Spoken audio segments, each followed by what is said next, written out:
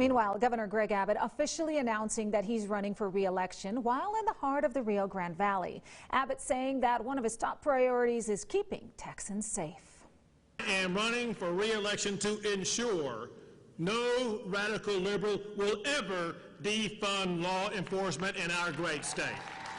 Governor Abbott pledged to back the blue and pointed to the $3 billion investment he's made to secure the southern border, saying that the biggest safety threats to Texans are the, quote, reckless and dangerous open border policies of President Joe Biden. The governor emphasizing that Texans have a very important decision to make come November. Our very freedom is on the ballot. When college campuses threaten conservative speech, I signed a law to protect free speech on college campuses.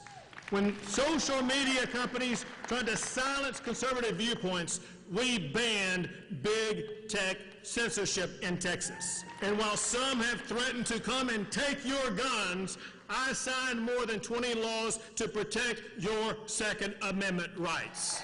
And the governor will be very busy in the coming months as he kicks off his Celebration of Texas tour. Tomorrow, Governor Abbott will be in Lockhart. On the 15th, he'll stop by the Fort Worth Zoo. The next day, he'll be in Beaumont. In fact, Abbott's press secretary telling me his schedule will continue to get busier up until the election.